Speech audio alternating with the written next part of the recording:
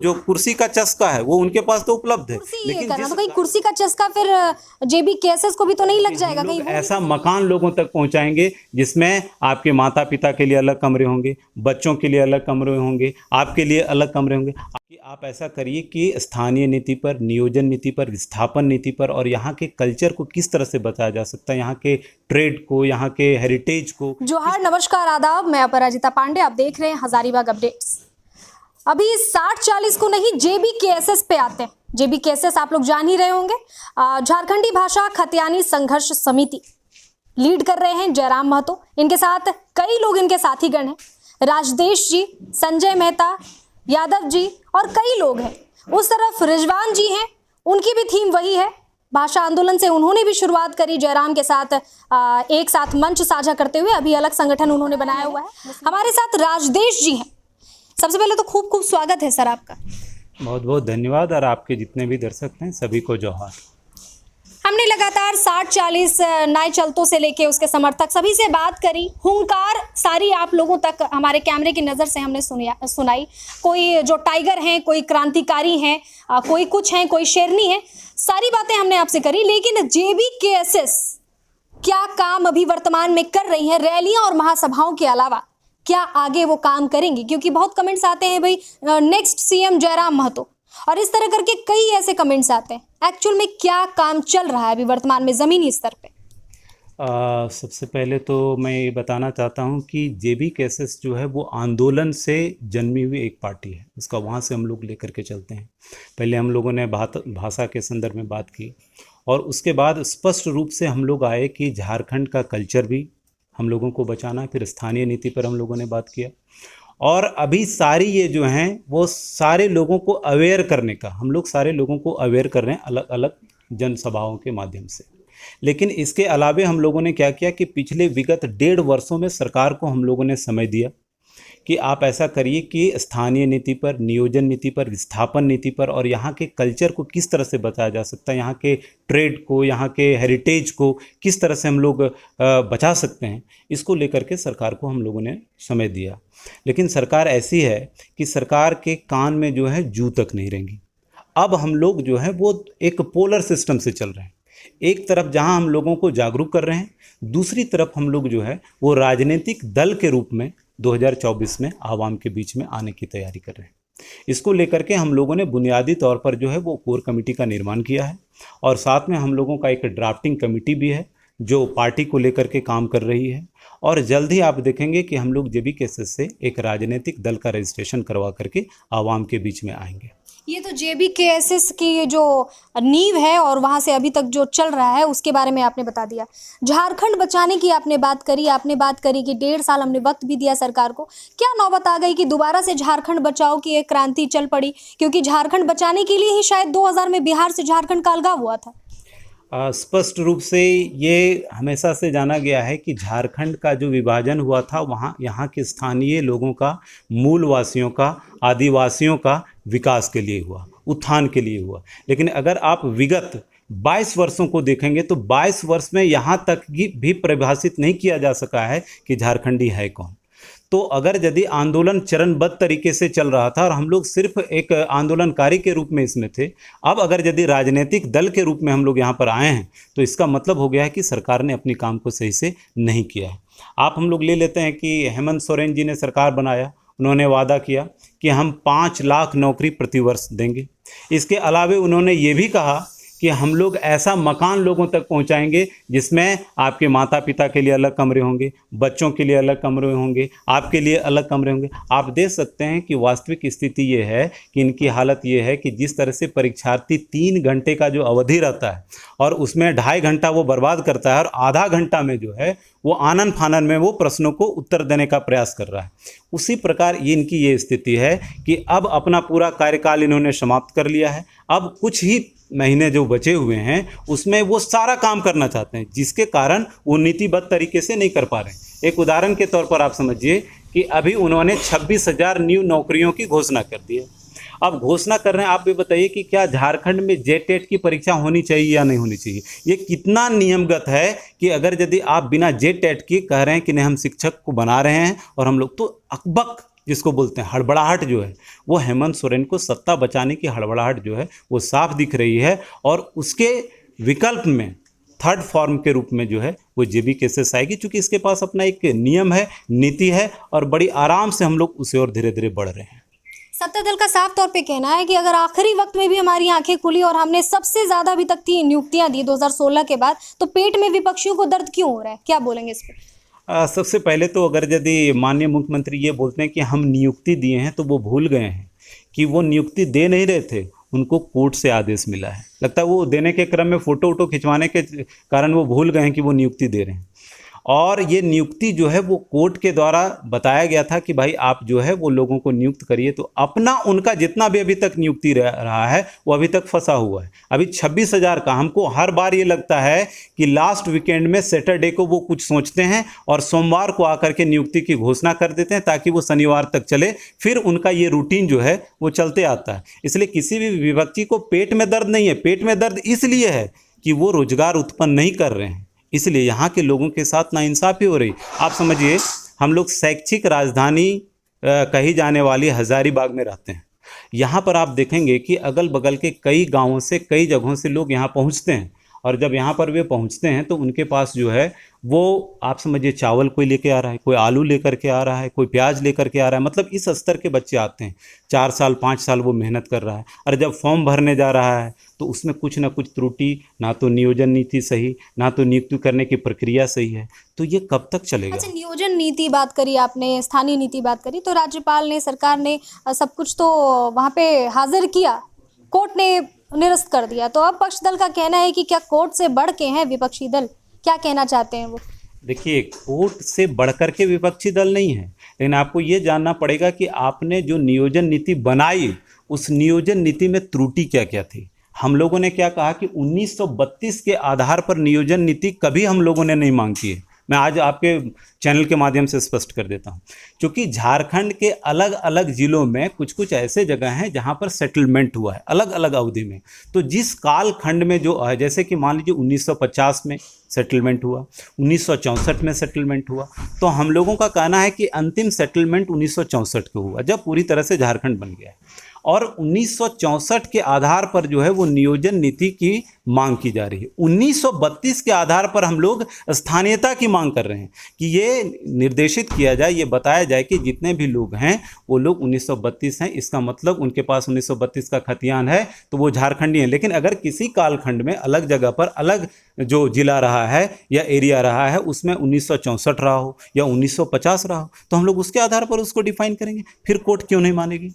दूसरी बात है कि इन्होंने कभी भी ये प्रयास नहीं किया, मैंने किसी भी झारखंडी जो भी नेतृत्व करने वाले लोग हैं, कि अनुच्छेद 9 के तहत विशेष राज्य का जो हम लोगों के पास दर्जा है, उस दर्जे के हिसाब से इन लोगों का कभी ड्राफ्टिंग नहीं था। और ये तब था जब इनकी इच्छा शक्ति नहीं थी।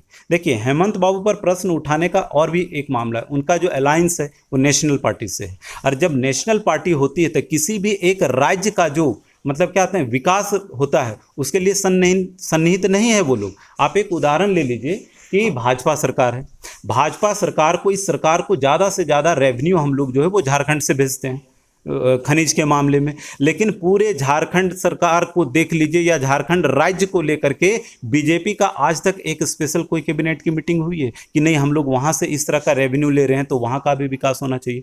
तो हेमंत बाबू का एक बहुत बड़ा प्रॉब्लम ये है कि उनके साथ झारखंडी नहीं, निश्चित रूप से उन पर हम ये प्रश्न उठा रहे हैं कि वो झारखंडी नहीं है, लेकिन उनके अगल बगल जो अलायंस उनका है वो उनको चलने नहीं देगा। और उनकी इच्छा शक्ति जो है, उनका जो राजनीतिक इच्छा है वो अपना फुलफिल हो रहा है, क्योंकि वो मुख्यमंत्री हैं। तो जो कुर्सी का चस्का है वो उनके पास तो उपलब्ध है, लेकिन जिस कार्य के लिए उनको चुना गया था, जनता ने जिस चीज़ के लिए उनको चुना, वो कर नहीं पा रहे हैं। अच्छा, कुर्सी का चस्का ऐसा तो नहीं होगा कि जैसा आपके और बाकी दलों का कहना है कि भाई JBKSS तो शुरुआत से ही चाहते थे संगठन बनाना, राजनीतिक संगठन बनाना, नेता बनना, है ना, MLA MP बनना, CM बनना, जो भी चीज़ें हैं, कुर्सी ही ये करना। तो कहीं कुर्सी का चस्का फिर JBKSS को भी तो नहीं लग जाएगा? कहीं वो भी तो फिर भूल नहीं जाएंगे कि भाई हम भी झारखंडी हैं, झारखंड को ही लेके आगे बढ़ना था?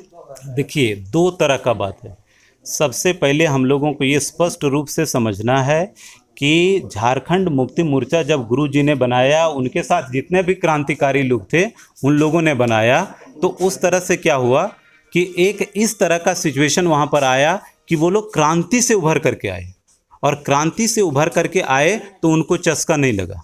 लेकिन अगर आप ये समझ लीजिए, हम लोग एक चीज़ लेकर के चलते हैं कि जेबी केसेस जो है वो क्रांति के बाद बनी है, और यहाँ का जो लोगों का अपना, अगर यदि आप मान लीजिए कि जो लोग इसको लीड कर रहे हैं, जो लोग इसका नेतृत्व कर रहे हैं, ये सारे लोग जो हैं वो शैक्षिक रूप से जागरूक हैं, काफ़ी शैक्षिक माने अच्छे अच्छे डिग्रियों को लेकर के भी आए हैं, और शैक्षिक और साथ में आंदोलन के बाद इनका निर्माण हो रहा है।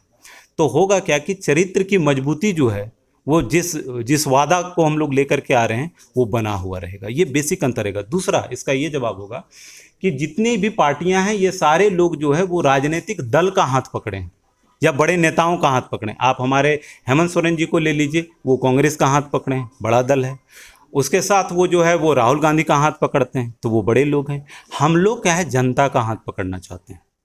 तो जब जनता के द्वारा आपका निर्माण होगा, जनता से जब आप समझेंगे कि वादा करके हम लोग जो है वो डायरेक्ट रूप से जो है वो सत्ता में आ रहे हैं, तो आप बदलेंगे नहीं। सत्ता में आ रहे हैं, पूरा भरोसा है कि चूंकि ये आवाज़ जो है जनता की है, सत्ता में हम लोग आए, ये आवाज़ जो है वो जनता की है, इसलिए इतना भरोसा है कि हम लोग सत्ता में आ रहे हैं। मूलवासी की बात करी आपने, इधर कह रहे हैं सत्ता में भी आ रहे हैं। लोगों का कहना है कि मूलवासी में कौन कौन आते हैं, कम से कम झारखंडी लोग जो हैं पहले से रह रहे हैं या जीवन यापन कर रहे हैं, या जिनकी खनिज संपदाएं हैं, कहते हैं कि आदिवासियों की खनिज संपदाएं हैं यहाँ पे, वो उनकी पूजा करते हैं, उनके रक्षक हैं। झारखंड भी कहीं ना कहीं इसी विषय को लेकर के अलगाव हुआ था उसका बिहार से, और यहाँ पे जो भी रूपरेखाएं हैं, क्या सिर्फ मेहता जी लोग को लेकर के या कोई एक जाति विशेष को लेके या दो चार इधर उधर को लेके, ना अंसारी दिखते हैं ना आदिवासी दिखते हैं, कैसे होगी आगे की रणनीति? आपको बता देना चाहते हैं कि देखिए, बिहार रहे या झारखंड रहे, यहाँ राजनीति में एक जातिवाद का मुद्दा जो रहा है वो बहुत प्रबल रहा है, इससे इनकार नहीं किया जा सकता है। अगर यदि कोई किसी विशेष जाति का है और अगर यदि उस जाति का सपोर्ट उसके पास है तो इसमें कोई बुराई भी नहीं है।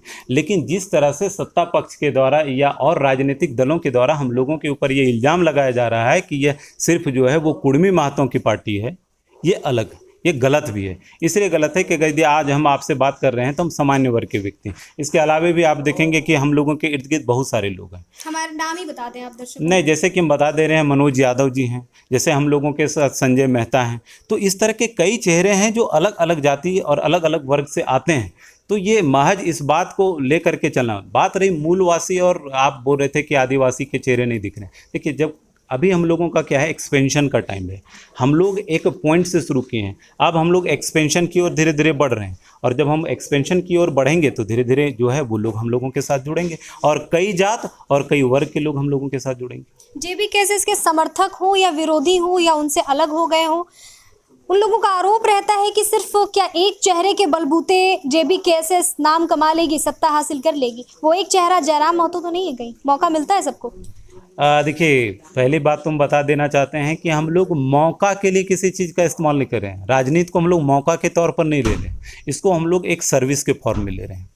दूसरी बात है कि आपने जो बात कही है कि जयराम महतो का ही चेहरा, देखिए नेतृत्व तो कोई करेगा ही, लेकिन इसके अलावा आप देखेंगे कि पार्टी का हम लोगों का जो संरचना है उसमें बदलाव दिखेगा। चूँकि यह शुरुआती दौर था तो एक फिक्स पैटर्न पर सारा कुछ चल रहा था, लेकिन अब हम लोग लोकतांत्रिक विधि से चीज़ों को लेकर के सामने आ रहे हैं, और आप जल्द देखेंगे कि कई 20-25-50 ऐसे चेहरे आपको झारखंड में नजर आएंगे जो अलग अलग जगहों पर नेतृत्व करेंगे, और हम लोग सबको लेकर के सामने आगे की ओर बढ़ेंगे, और ये होगा। यानी अभी शुरुआती दौर है जेबी केसेस की, आगे पूरी रूपरेखा के साथ, पूरी रणनीति, पूरी नियमावली के साथ आप सब एक साथ आगे बढ़ेंगे। निश्चित रूप से, स्पष्ट रूप से आपको बता दे रहे हैं कि ये तय है कि जब आप किसी राजनीतिक दल का निर्माण करते हैं तो उस राजनीतिक दल का निर्माण करने के बाद क्या होता है कि आपको जो है लोकतांत्रिक सिस्टम में आना पड़ेगा। अगर यदि जयराम जी ही चाहेंगे तो फिर राजतंत्र का व्यवस्था हो जाएगा। इसलिए हम लोग एकदम सभी लोगों को एक खुला संदेश देना चाहते हैं कि चूंकि ये शुरुआती दौर था और हम लोगों को पता भी नहीं था कि हम लोग को राजनीति में आना पड़ेगा, अब जब हम लोग राजनीति में आ रहे हैं राजनीतिक दल के, तो सारी नीतिगत व्यवस्था जो है, जो एक नियम होता है, नियमावली होती है, वो सारी चीज़ों को लेकर के आएंगे। और सिर्फ एक चेहरा जयराम जी का नहीं रहेगा, हाँ नेतृत्व उनका ही रहेगा, लेकिन एक चेहरा उनका नहीं रहेगा, कई और चेहरे, पढ़े लिखे चेहरे, शिक्षित चेहरे लोगों के सामने आएंगे, जो आगे आवाम और जन कल्याण के लिए हमेशा तत्पर दिखेगा। आपने 2 दफ़ा रिपीट करा, इसीलिए आखिरी सवाल मैं आपसे ये करना चाहूँगी।